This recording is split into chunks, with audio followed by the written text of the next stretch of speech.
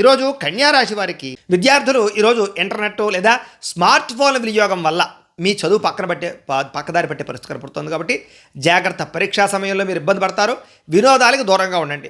ఇక ఉద్యోగస్తులు పై అధికారులతో మాట్లాడేటప్పుడు మితంగా మాట్లాడండి. ఏదో మీరు సరదాగా మాట్లాడుతున్నారు కదా అని ఎక్కువగా మాట్లాడారనుకోండి, అనవసరంగా నిందారోపణలు ఇబ్బందులు పడతారు, ఉద్యోగాలు పోతాయి. జాగ్రత్త.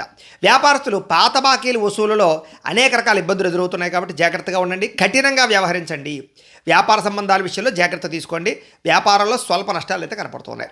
స్త్రీలకి ఇంట్లో ఆర్థిక ఇబ్బందులు, మనస్పర్ధలు, మానసిక అశాంతితో పాటుగా బలహీనతతో కూడుకున్నటువంటి మానసిక ధైర్యం కోల్పోవడం లేదా మానసికపరమైన పరిపక్వత లేకపోవడం కనపడుతుంది. కాబట్టి మనసులో ఉత్సాహం ఉంచుకోండి. విదేశాల్లో ఉండి భారతీయులకి ఉద్యోగాలు పోయే అవకాశం ఉంది. జాగ్రత్త. ఆన్లైన్ షాపింగ్ల పట్ల అనేక రకాల డబ్బులు ఖర్చు పెట్టడం లేదా అనవసరమైన వస్తువులు కొనుగోలు చేయడం వల్ల ఎక్కువగా డబ్బులు ఖర్చు పెట్టే అవకాశం కనపడుతుంది. జాగ్రత్త. ఈరోజు చేసే ఖర్చు రేపటి అవసరాలకి ఆటంకం కలిగిస్తుంది అనే విషయాన్ని గుర్తుపెట్టుకోండి. ఇక కొత్తగా అప్పులు చేసే ప్రయత్నం వాయిదా వేసుకోండి. రాత్రి సమయంలో ప్రయాణాలు వాయిదా వేసుకోండి.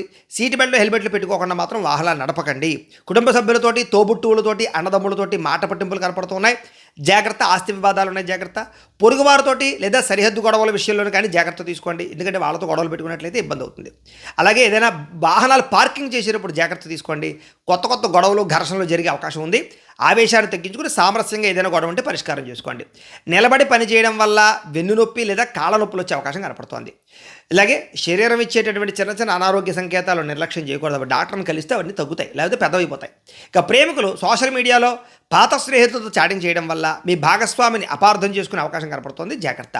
భార్యాభర్తలు ఖర్చుల విషయంలో ఒకరినొకరు నిందించుకునే అవకాశం కనపడుతుంది. గతం తవ్వకుండా భవిష్యత్తు గురించి ఆలోచించి నిర్ణయాలు తీసుకోండి. ఈరోజు డాక్యుమెంట్లు సరిగ్గా లేని స్థలాల మీద పెట్టుబడులు పెట్టినా లేదా తక్కువ ఖరీదు వస్తువులు ఎక్కువ ఖరీదు కొనుగోలు చేసినా నష్టాలు ఉన్నాయి. జాగ్రత్త. ఈరోజు 10 మందిలో ఉన్నప్పుడు మీ ప్రవర్తన చాలా జాగ్రత్తగా ఉండాలి. ఎందుకంటే అందరూ మిమ్మల్ని గమనిస్తారు. మీ మీద ఉన్న చిన్న మంచి అభిప్రాయం కూడా అది పోతుందన్నమాట. జాగ్రత్తగా అందరిలో నలుగులో ఉండండి. మీకు కనుక లక్ష్మీదేవి అంటే ఇష్టం ఉంటే కనుక ఒకసారి ఇక్కడ లైక్ చేయండి. అలాగే రేపటి రాశిఫలం కూడా మీకు రావడానికి సబ్స్క్రైబ్ చేసుకోండి, ఫాలో అవ్వండి. ఇక్కడ కనపడుతున్నటువంటి ఈ లింక్ మీద మీరు క్లిక్ చేసినట్లయితే మీకు ఇంట్లో లక్ష్మీదేవికి ఎలా పూజ చేసుకోవాలో వీడియో వస్తుంది. ఆ వీడియోని ఎదురుగుండా పెట్టుకుని మీ ఇంట్లో మీరు ఈరోజు లక్ష్మీదేవికి పూజ చేసుకోవడం వల్ల ఆవిడ ఆశీస్సుతో ఐశ్వర్యం కలుగుతుందని తెలియజేస్తూ లైక్ చేయడం మాత్రం మర్చిపోకండి. స్వస్తి.